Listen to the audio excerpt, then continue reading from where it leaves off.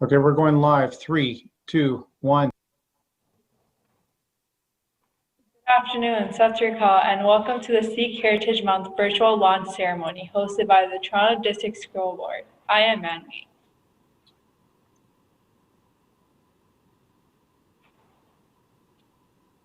Good afternoon, I'm Abhineshia.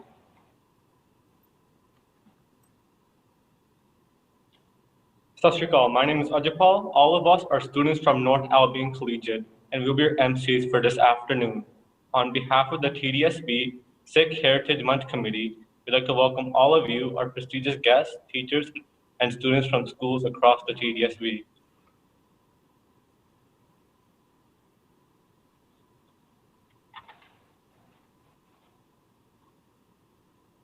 First of all, I would request Manvi to read the Land Triumph Acknowledgement in Punjabi and Ajay Paul will follow that in English.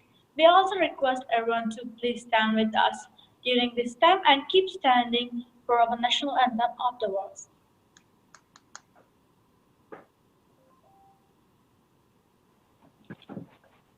ਅਸੀਂ ਮੰਨਦੇ ਹਾਂ ਕਿ ਅਸੀਂ ਅਨਿਸ਼ਨਾਵੇ ਹਰਨਸ਼ੋਨੀ ਕਨਫੈਡਰੇਸੀ ਅਤੇ ਵੈਂਡਾ ਤੇ Mississauga ਦੀਆਂ ਜ਼ਮੀਨਾਂ ਉੱਤੇ ਸਥਿਤ ਹਾਂ ਅਤੇ ਅਸੀਂ ਸਾਰੀਆਂ ਫੈਲੀਆਂ ਕਾਮਾਂ ਨੀਤੀ ਅਤੇ ਇਨੁਏ ਲੋਕਾਂ ਦੀ ਸਥਾਈ ਮੌਜੂਦਗੀ ਨੂੰ ਵੀ ਪਛਾਣਦੇ ਹਾਂ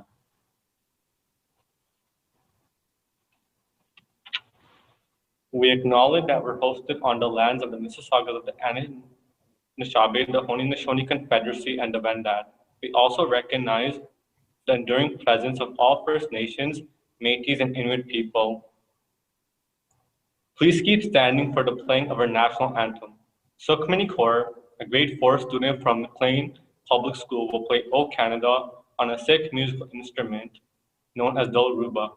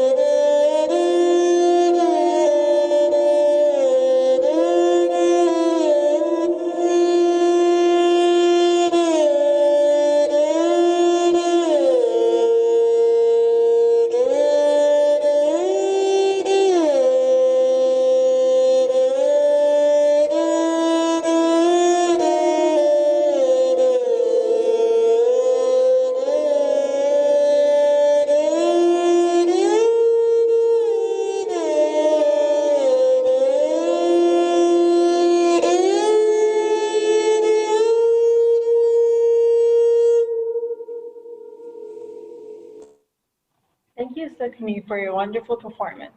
All of you may be seated now. Next, I would like to request Mr. Brown, Chairperson TDSB, to say a few words on this special occasion.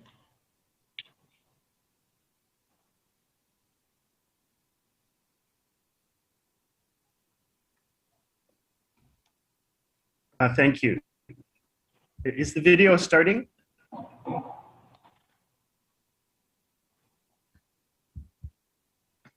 Okay, I'll wait for the video. Good afternoon, everyone, and welcome to the virtual launch of Sikh Heritage Month. My name is Alexander Brown, and I am the chair of the Toronto District School Board and the trustee for Ward 12, Willowdale. I wanted to show you all that I'm wearing my Sikh Heritage Month t-shirt today, but at this moment in the video. So I also want to thank the Sikh Heritage Month Planning Committee for once again bringing us together to celebrate the many achievements and contributions of Sikh Canadians. I also want to thank all of the students who have also been involved in planning for this month and for today's events.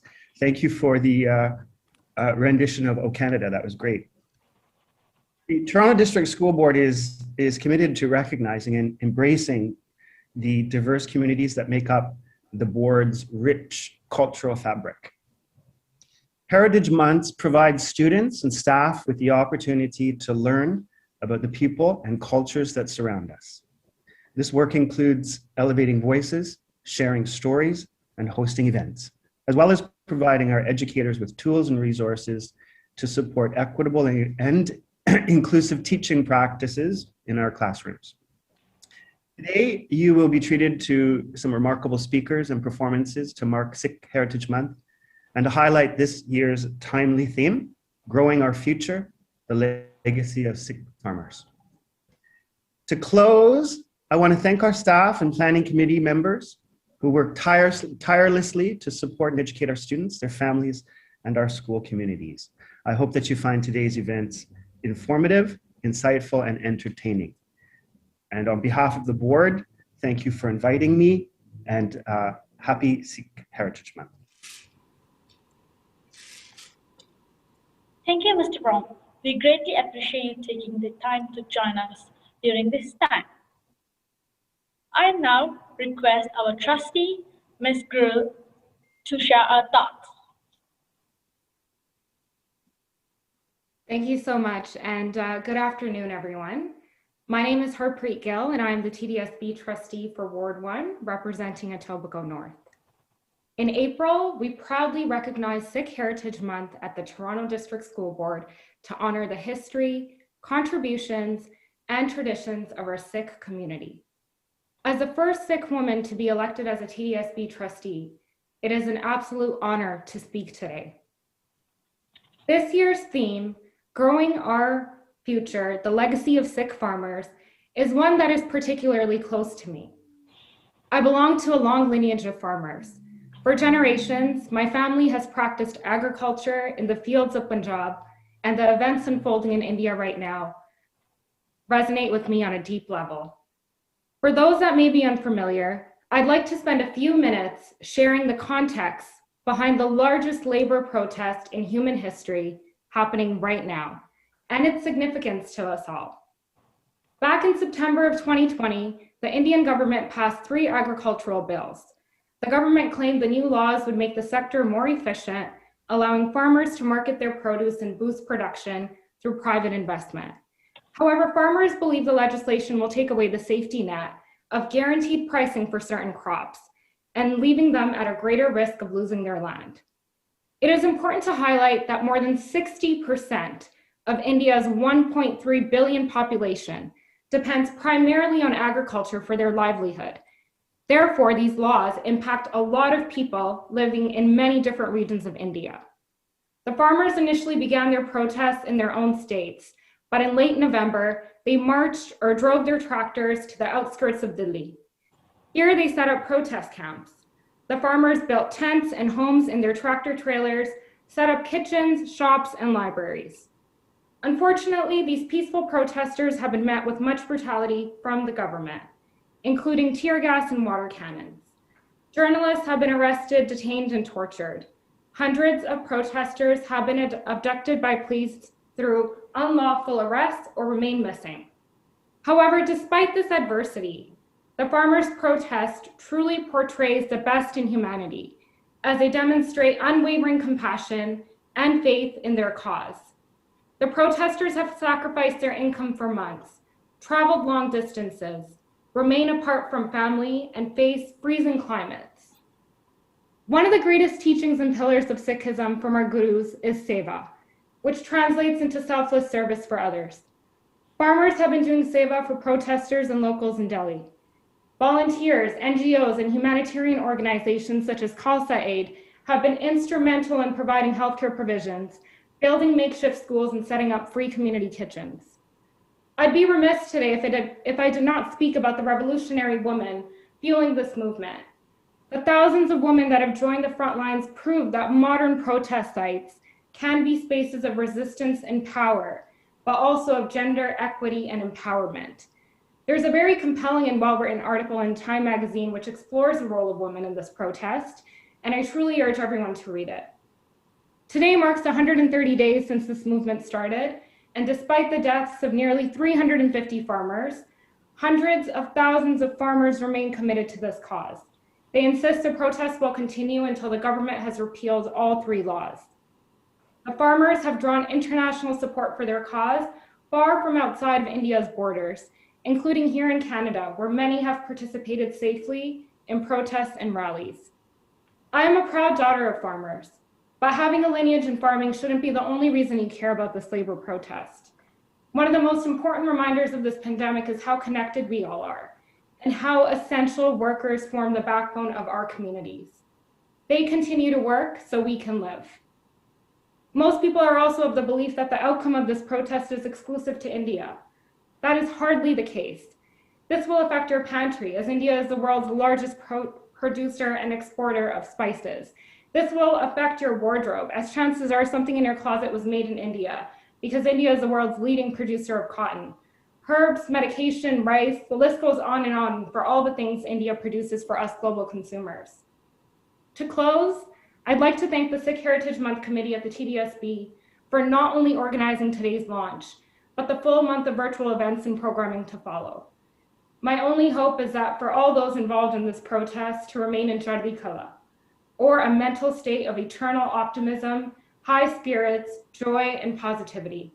Thank you.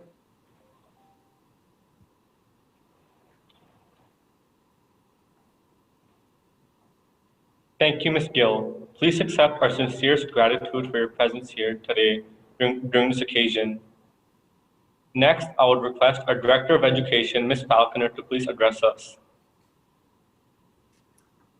Good afternoon, everyone. Thank you so much to Trustee Gill and to Chair Brown for expressing our deep appreciation to the Sikh Heritage Committee and to you all for being here with us to celebrate this afternoon.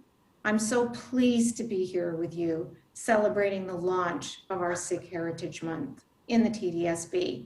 Celebrating Sikh Heritage Month in the TDSB is an opportunity for staff and students to learn so much more about Sikh traditions. Please also know that it highlights our history, our mutual history, and highlights the many contributions of Sikh Canadians. Sharing and celebrating this helps not only to raise up our Sikh students and staff, but it also helps us to encourage conversations and build knowledge, understanding, and respect.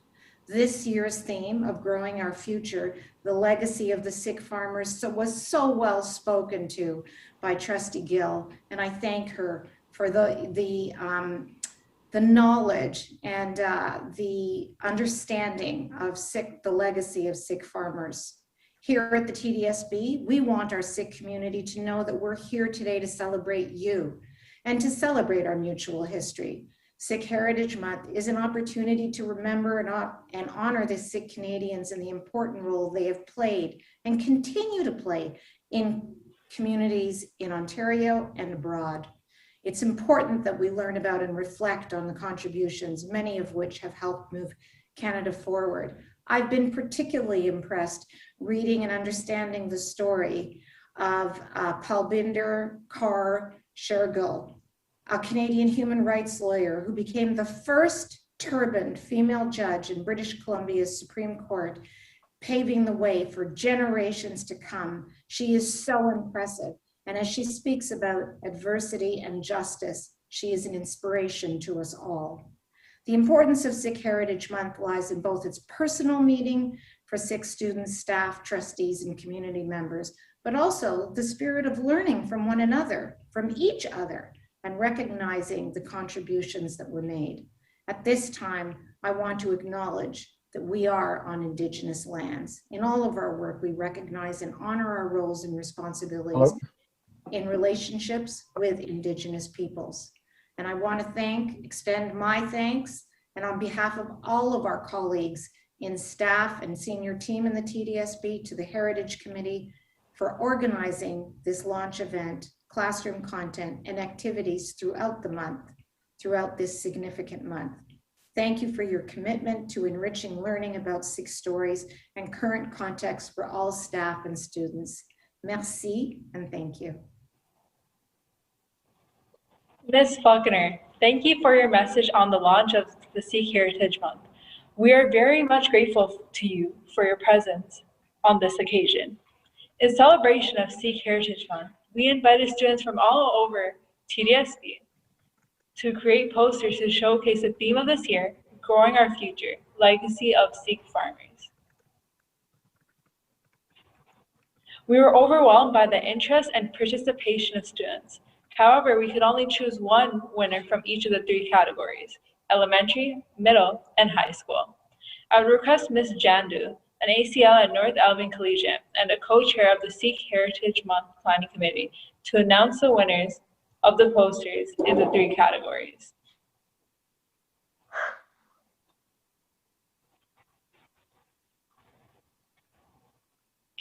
Thank you, Manmeet. Good afternoon, everyone. It is my pleasure to announce the winners of our poster contest for this year. A special shout out goes to Ms. Adelia Narine from Grenoble Public School, whose entire class submitted posters for this competition. So for our first category, from kindergarten to grade 4, our winner is Biransh Gabri, a senior kindergarten student from Wedgwood Public School. So the student is the winner, and may I please have a round of applause for this student's poster. For our second category, from grades 5 to grade 8, our winner is Sanjit Tivanithiraja, a grade 7 student who is currently in our virtual elementary school from LM3. So this student is the first prize winner in this category. May I please have a round of applause for the student's work.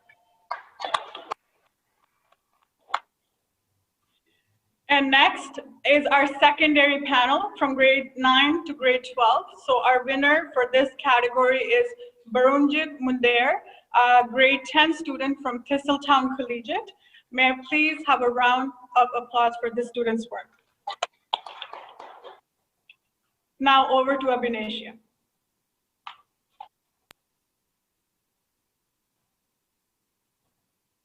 Thank you, Ms. Jandu, and a huge thank you to all the students who participated in this contest.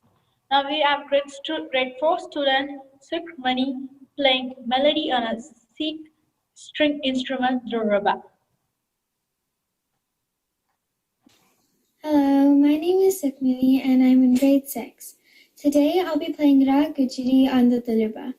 Rag Gujari was composed by Guru Nanak Dev Ji and is used in several banis, including the Kirtan Sohila, our evening prayers.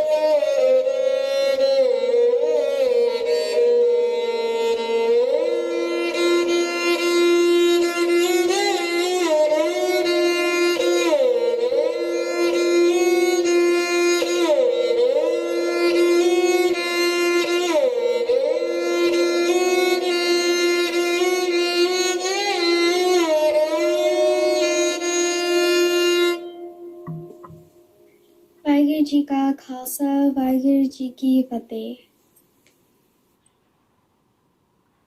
Thank you, Sukhmani, for this melodious tune on Dalruba. It is my pleasure to introduce to you all Ramandeep Garewal. Raman is a corporate lawyer in a major Canadian law firm. Her professional practices focuses on corporate law, including corporate finance and corporate governance. Raman also teaches as part of a Master's of Law program at the University of Toronto, and she is a busy speaker and author. She has volunteered for many decades in the community in various organizations to promote culture, history, art, and education about Sikhs and within the Sikh community. She has also participated in numerous youth-focused initiatives, including leadership camps and mentor programs. Currently, she serves on the board of directors of the Sikh Research Organization, a global organization focuses on education awareness in the Sikh community. Raman is also a mother to 3 children and a proud TDSB graduate.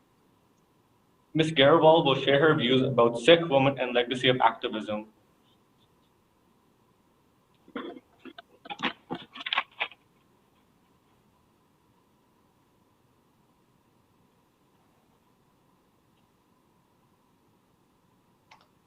Thank you, everyone, and thank you very much for that introduction. If you give me a second here, I'm going to sharing my screen, and I'm going to start the keynote address. Bear with me as I get this working here.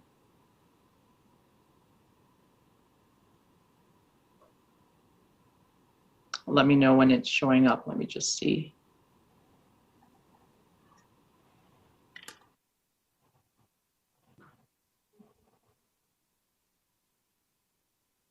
We can see it. You can see the screen? Yeah. Okay, perfect. So I'm going to start my slideshow. Sorry, because I'm seeing a different view, and I'm going to start right now. Perfect, and I can see it as well. Again, thanks so much for having me. First of all, I hope you guys are all keeping safe and healthy. I know it's been a tough year for everyone. And so I really do find that it's a privilege to be able to celebrate and join in a celebration in whatever way we can. And really am thankful to the administrators and all your teachers and all the organizers of this program who have brought us together on this online platform. We are, of course, celebrating a Sikh Heritage Month, which is an important celebration near and dear to hundreds and thousands of Sikhs living all across Toronto and all across Ontario. And again, thank you for having me. We're going to talk about the Sikh women and the legacy of activism, as well as the farmers' protest as well. As they said in the introduction, I'm a proud graduate of the TDSB school system, and it is really my privilege to be speaking to you today. Many, many years ago, when I was in high school in Toronto, I could never have imagined talking about my heritage and my culture in this way, let alone having it celebrated in such a wonderful fashion with the students and the administrators involved. And I think that all of you deserve a big round of applause for putting this together. So what are we talking about today? We are, of course, talking about Sikh women and the legacy of activism. But what does it have to do with farmers? I'm going to go through a couple of slides before I actually answer this question. But the reason we got here today, one of the reason we have this idea to put together this theme is spurred out of a Time magazine article that was done in honor of International Women's Day in March 2021, which focused on the women's contribution to the ongoing farmers' protest. The farmers' protest, of course, started in the state of Punjab and has now spread across India and indeed across the globe, as we will see. Hundreds of thousands of protesters, as Ms. Harpreet Gill has just said, have been camped out on the streets of Delhi, which is the capital of India, and over 300 protesters have since died. What is very important and notable is that women from all economic classes, backgrounds, have been actively involved since day one as volunteers, as organizers, and as spokespersons. And through this keynote address, we're going to examine why. Now, I've chosen to use some audiovisual aids for my keynote presentation today, because first of all, let's just say it's much more interesting than just looking at me. But also, I think that some of these images help to really bring out some of the ideas we're focusing on. So I'm going to start with the bottom left, and it's cut off a little bit here today, but you see a tweet, and there's a picture, of course, Greta Thunberg. So the first tweet is by R&B singer Rihanna. And I chose these two images because they really do underscore the fact that there's been a vast amount of international interest in this topic by non-Indian and non-Sikh celebrities, politicians, influencers alike. And their standing out has created a debate and a dialogue of its own, which has been quite robust. And so as you've heard from some of the other speakers, you just need to go online to learn a little bit more. There's a ton of information. But what's also interesting about this protest is it has spurred interest all across the globe. So the top two images here on the right-hand side are from protests in Toronto. And these are people who are either 2 or 3 generations in some cases removed from a farming background, but who are finding it vital and very important that they also contribute their voice. And the last image is, of course, become an iconic image of one of the early days in the protest. And what's important to note about this protest, and very unique as far as protests go, is that it spans many generations. Indeed, many of the hundreds of thousands of people, many of the thousands of people sitting on the streets of Dili are grandmothers and grandfathers. It is very rare to see a social or civil movement or a protest of this type headed by seniors, but that is indeed true about the farmers' protest. And their plight and their focus and their determination has really united people across the globe who see their own fathers and mothers, and their own grandmothers and grandfathers in those people and reflected on those people as well. And indeed, the Sikh community around the globe stands united behind what they are doing. But before we get into the farmers' protest, and in particular the participation of women, I do want to focus on a few basic things about Sikhi. As you'll note, I have referred to it as Sikhi and not Sikhism, which is technically the right description. Similarly, as we don't say Islamism, but we call it Islam. Sikhi is the youngest and smallest of the 5 major world religions. It was started in the 15th century in the Punjab region of India. So a religion started in the 15th century compared to Islam, Judaism, Christianity, Hinduism, and Buddhism indeed is very young, in fact, just a baby. 30 million Sikhs around the world. 76% of them do still live in India, which is the region where it was started, mostly in the northern state of Punjab. And Sikhs form just under 2% of the population in India. And fun fact, also just under 2% of the population in Canada. Of course, interestingly, being under 2% of a billion people is vastly different than being just under 2% of about 38 million people. So if you live in an area where you feel like you are constantly surrounded by Punjabis and Sikhs, then lucky to be so, but also you just note that we are about the same ratio of the population in Canada, which is home to hundreds of thousands of Sikhs. The Sikh diaspora, which we refer to as people who live outside of India or Punjab, is vibrant and is a vibrant and engaged population, and is this map, which is a little bit dated, but it shows migration patterns of Sikhs across the world. Sikhs are everywhere and are from everywhere. Many Sikhs in Canada are up to 3 generations removed from Punjab. So many of you and your friends and neighbors may not have come from Punjab, but their ancestors may in fact have come from places like East Africa, United Kingdom, Malaysia, and Singapore. And first Sikh settlers have been here for over 100 years.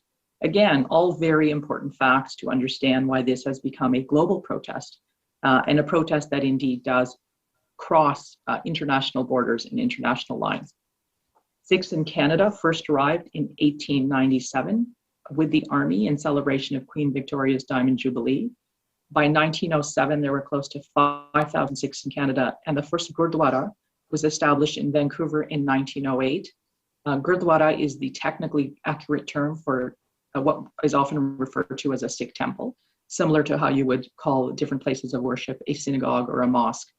The Abbotsford Gurdwara was established in 1911 and is today a National Canadian Historic Site, marked its 100th anniversary in 2011. 9 Canadian Sikhs were known to have fought for Canadian forces in World War I.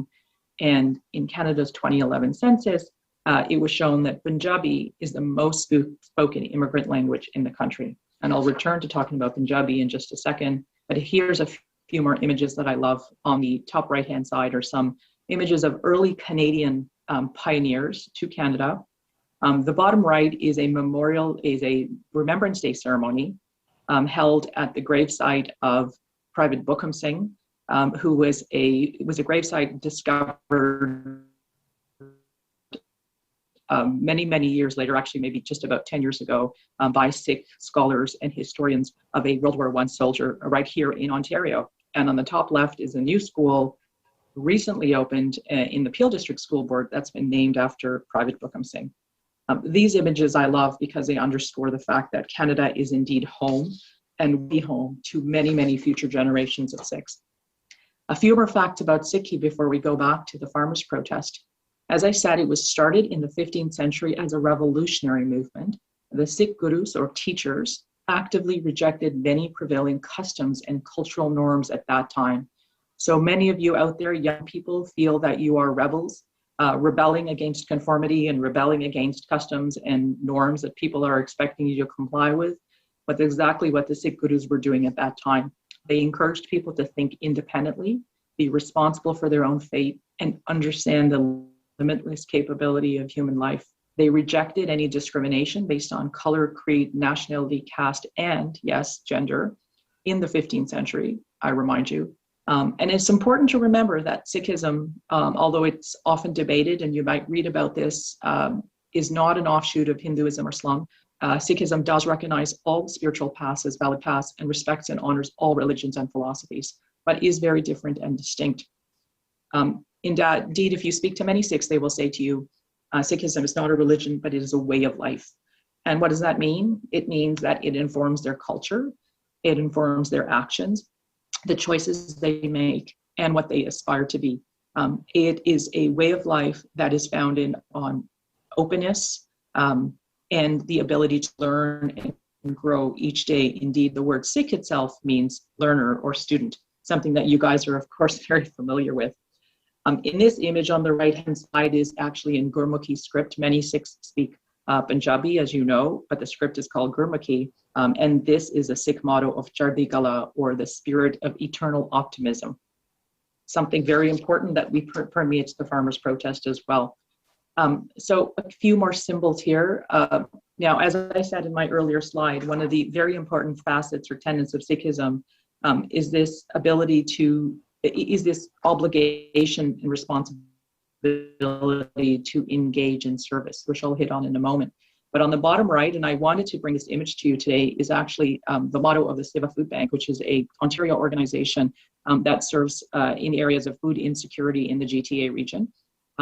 It was started by a bunch of young people just like yourselves who went to camp and were inspired by what they learned about Sikhism and decided to go home and put their learning into action. And it is a very well known Canadian organization that is recognized throughout the globe. But I just want to let you know that it was started by people who were maybe, in most cases, not more than 5 years older than many of you today if you're in high school. And so there is a lot that young people can do. Indeed, we see a young woman reading from the Sikh scripture, which is called the Guru Granth Sahib, on the top right-hand side, and on the bottom left-hand side is a international Sikh aid organization called Khalsa Aid, recognize the whole human race as one, working in a relief camp in Zambia. And so what does this have to do with activism and women? Sikh fundamental beliefs are rooted in this concept of oneness, meaning the entire world is one. We are all part of the same creation. We are all equal, and there is divinity in all, which leads to this concept of universal love, which is the creation of all the world is fueled by love. Love is unconditional, and love leads to a life of service or seva. All Sikhs are fundamentally required to serve in whatever capacity that they can, and that's monetary contributions, as well as serving with their mind and body. When we say serving with your mind, body, and everything you have includes devoting yourself to some sort of selfless service that you do without any expectation for anything in return. And this can be anything, whether it's sports or dance or the environment or art or literature, fundamental tenet. And I want to remind many of you young Sikhs out there today, you have so many opportunities and so many avenues through which you can fulfill your seva through things that you love to do. So remember to always remember to think out of the box and apply your contribution where you think it can be achieved the best. This permeates all Sikhs, again, regardless of their nationality, their economic status, their age, and of course, indeed, their gender. I've got on this slide here images of some women that resonate, hopefully, with some of you, and they resonate with me. On the bottom right is Rupi Kaur, a well-known poet and online influencer. Lily Singh, seen at the Grammys here, supporting her I Stand With Farmers mask. Pulvinder Kaur Shergill, who you've just heard about today, who is a justice for the Supreme Court of British Columbia. And then the top right is a woman who is not Canadian, but I wanted to add her because she means a lot to me, is actually one of the only, and possibly still the only non-Muslim member of the Afghanistan Senate, is a Sikh Afghan woman who is also a civil rights activist as well. And of course, Sikhs have a unique identity, and this identity is fundamentally tied to some of the tenets that we've already discussed today. For Sikhs, this identity is considered a privilege and a right. It is not something that is considered conforming or constrictive. As many of you have seen, Sikhs wear turbans, also called the stars or buggeries or by some other names.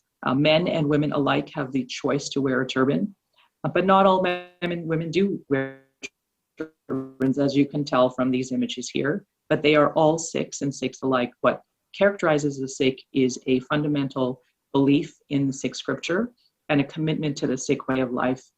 Sikhs believe, as I said earlier, the word Sikh means learner or student, that we are all on a path to aspiring to be our best selves. And wherever you are on that path, you are honored for being on the path and for having a commitment. But the Sikh identity, of course, is one that is unique. It makes Sikhs stand out. It makes Sikhs recognizable as well. And some important factors about Sikh identity are, that's the reason why the Sikh identity was created by the Sikh Gurus, is to make Sikhs stand out, to ensure that Sikhs were not conforming. So they are recognized where they go as Sikhs. And it's a reminder to us as well of who we are and what our principles make us stand for. Similar nowadays, as you know, many celebrities and influencers try to make themselves different so they are memorable through hairstyles or tattoos or embedding diamonds into their foreheads. The star or the Sikh turban is a crown. That's there for the exact same reason, to remind us who we are. And now coming directly onto this context of women and activism, as I said earlier, there are some fundamental tenets of Sikhism, which include freedom of conscience, the right to dignity of all persons, the responsibility to stand against injustice and stand for the oppressed. And this is very important. I've picked some images here again that are contemporary, from the Black Lives Matter movement to recent anti-Asian hate protests. Sikhs are not strangers to discrimination. As I said earlier, less than 2% of a billion people means a tiny, tiny minority, and a minority that is very different, which means we all know what happens to people that are different. Unfortunately, we still live in an environment where ignorance and hate sometimes, take center stage, and encourages people to do things that they otherwise, would not be doing. Interestingly, post 9/11, an interesting fact that always resonates with me is that Sikhs were targeted by more hate crimes post 9/11 than any other minority community. In fact, the very first person who was killed in a hate crime post 9/11 was a Sikh man from Arizona. Now, the reason I bring this up is, again, as a reminder that Sikhs are not strangers to fighting oppression. Sikhs are not strangers to being bullied. Sikhs are not strangers to standing up to beliefs, whether it's a Sikh cause or a non-Sikh cause, as you can see from these images here. This is 500 years of standing up for people's rights and standing up for their own rights that has culminated in where we are standing today, which is one of the, as the earlier speaker said, in fact, the largest labor protest in the history of humankind. But that's okay. I don't mean to bring all these statistics up here to depress anybody or to talk about these in a negative way. The ability or the duty to stand for your rights and stand for the rights of others is also a privilege. In fact, we often tell ourselves it is the strongest people who are given the largest burdens, and it's okay that we are being targeted by some of this hate, even hate that's not directed at us, because it's our responsibility to take that on and fight it with light as well. So Sikh women and the farmers' protest. For many, the protest is about human dignity and civil rights. Those very similar tenets that I just spoke about on the earlier slide. The right to live sustainably and locally and to make a decent living. For farmers, this means the right to grow what you want, sell it when you want, and sell it to whom you want. It is importantly not about opposition to any religion or ideology, opposition or support of any political philosophy or party, or anti-commercialism or anti-advancement. And it is certainly not about hate. It is about unity and oneness and bringing people together in a common cause. I have here some very wonderful images of women speaking at the farmers' protest and women coming by the truckload to join the protest. Again, multi-generational women coming together.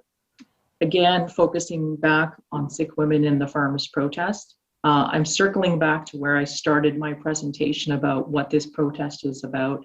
It is an opposition to a set of laws that risks fundamentally and permanently altering the way of life, the culture, and the ability to sustain themselves for millions of people. Many people fear being subjected to unequal bargaining power at the hands of multinational corporations as a result of these laws. It's important to remember these laws were brought in under pandemic conditions with no consultation or debate. And in farming societies where farming provides a source of equity and sustenance for many women, these laws risk further relegating them to a life of poverty and dependence. It's been over 3 months that these farmers have been sitting on the streets, as I said in my introductory address. They've been living on the streets, they've been dying on the streets, but importantly, they've also been celebrating on the streets. And you might find that a strange thing to say, but we are celebrating our ability to stand up for ourselves. We're celebrating our ability for a peaceful assembly, to engage in peaceful protests, which is a fundamental democratic right that we honor here in Canada, just as we do in democracies around the world.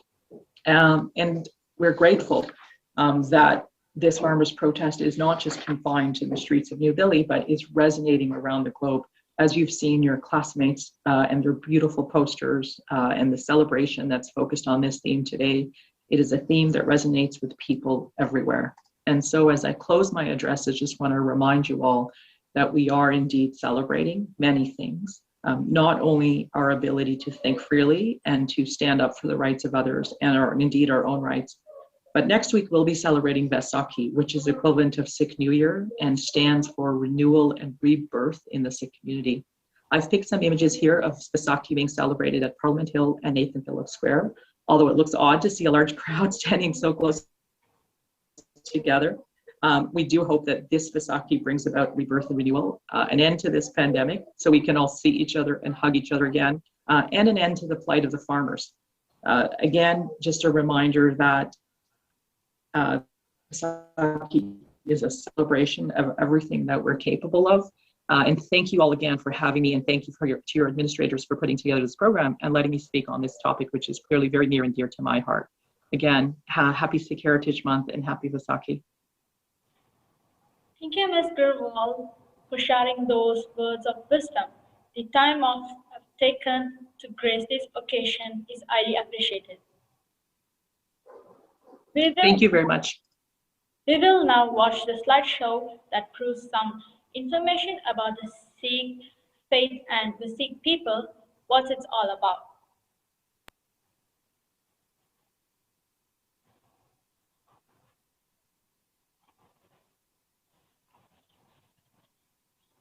Every April during the Sikh Heritage Month, we remember and celebrate and educate everyone about Sikh Canadians and the important role that they play in communities across Ontario.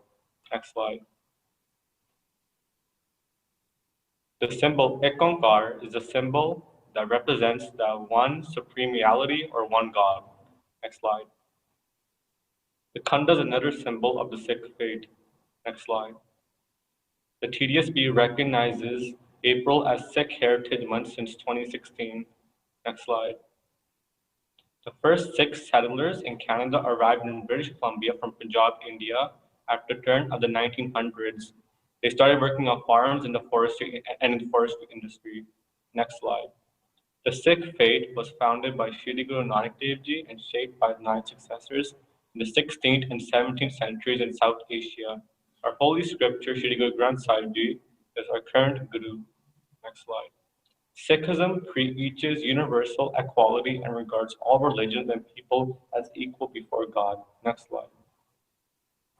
The Sikh place of worship is called Gurdwara, which means the door leading to the realization of God. Next slide. The 5 sacred Sikh symbols prescribed by Sri Guru Gobind Singh Ji are commonly known as Panch Kakar, the 5 Ks. The 5 Ks are Kes, Gangakara, Kachara, and Kripan. Next slide.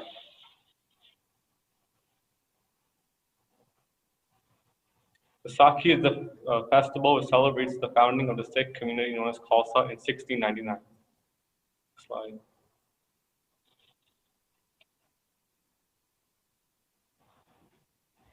Sikhs have been living in Canada for over 100 years. Next slide. As settlers and pioneers, they worked in lumber mills and cement quarries. Next slide. They toiled on farms and helped build railways. Next slide. They joined the Canadian Army and Police to become servers and protectors. Next slide.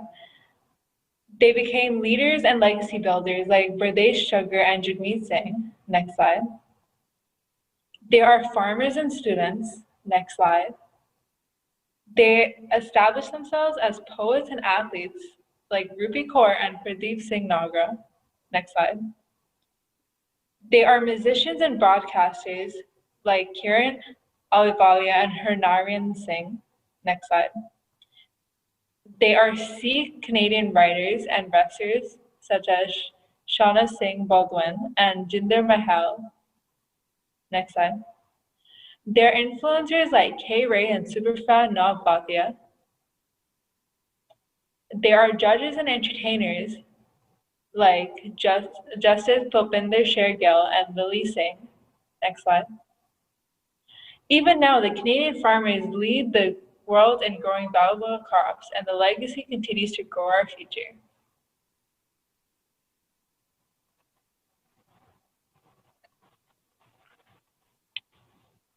Now we're going to showcase the trailer of the video about the Sikh History Museum of Canada. Mr. Pardeep Nagra, Manager, TDSB Employment Equity Office and co-chair of the Sikh Heritage Month Planning Committee, is going to present of us a few valuable items from the Sikh history which are being preserved at the Sikh Heritage Museum of Canada in Mississauga.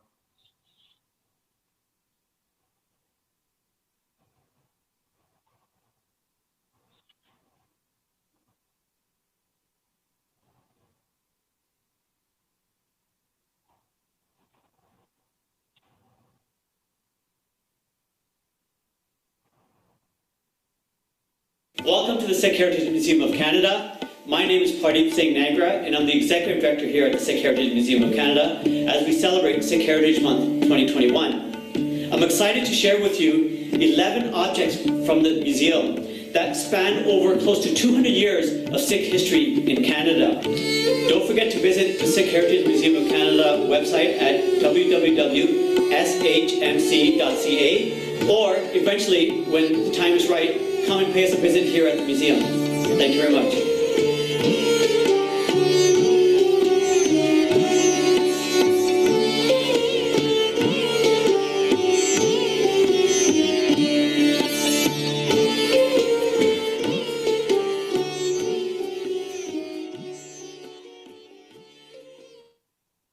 Thank you, Mr. Nagra, Mr. Atwal, and TDSB IT team for creating this informative video for us. The full video is available on TDSB Professional Library and also from the TDSB International Heritage Month website under Sikh Heritage Month 2021. I will now request Mr. Peter Singh, Executive Officer of TDSB IT and IM Services and the Chairperson of the Sikh Heritage Month Planning Committee, to provide his closing remarks.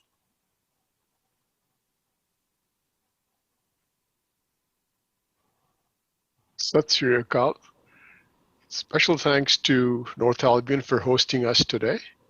And also I would like to do an extra thank you for our steering committee that actually helped us to put together these celebrations. I wanted to share my screen and hopefully you can all see that. And I want to say thank you to every individual on this screen, starting with Danny Carnival, Gurjeet Kalon, Anu Bahri, Balwinder Mangit, Pradeep Nagra, Navjot Jandu, Pooja Chadda, Kanwaljit Woodball, Gurmeet Kaur, Natalie, Sanjeet Rehal, Amol Katwal, Daman Sekho, and Karamjit Walia. All of the individuals actually helped us to put this celebration together, and they've been working hard behind the scenes for the whole 2 months now to bring the learnings together for you. I wanted to make sure that the learning for you does not stop today, just after the session finishes. You go online, do your own research, look at the topics, go a little bit deeper. And that's what it's all about when we talk about global competencies. You have to go out there, pick a project, do your research, and do critical thinking. What's right, what's wrong? You are smart enough to understand the media biases. I will encourage all of you to go a little bit deeper and continue your learning around Sikhs and Sikhism year-round.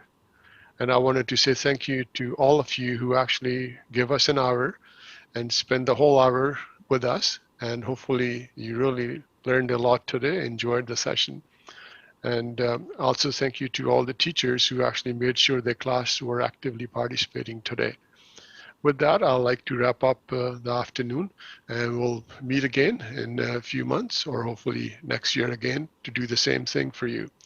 With all that, I wanted to say how we do in Punjabi, Waheguru Ji Ka Khalsa, Waheguru Ji Ki Fateh. Thank you.